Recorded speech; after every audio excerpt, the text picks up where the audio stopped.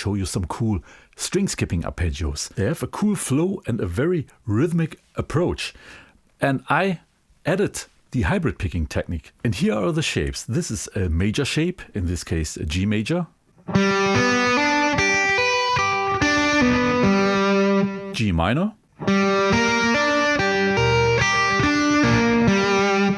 and G diminished.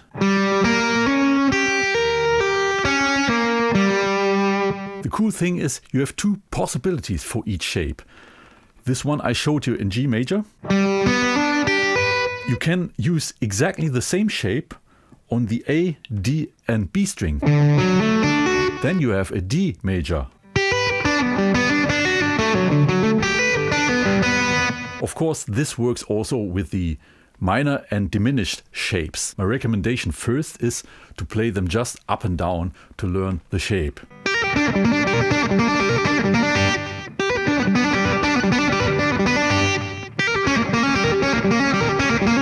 And when you finally have them in your muscle memory, you can make nice arrangements, like you would arrange chords.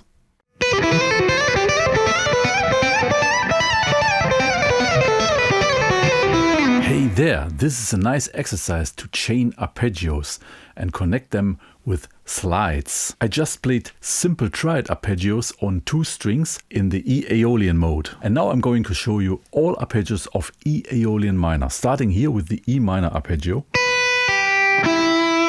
Then here we got the F sharp diminished, G major, A minor, B minor,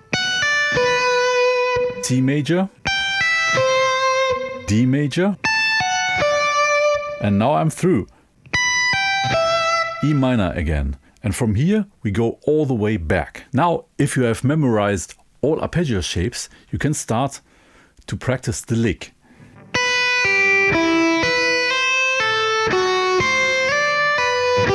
That way, always with the pinky sliding into the next arpeggio.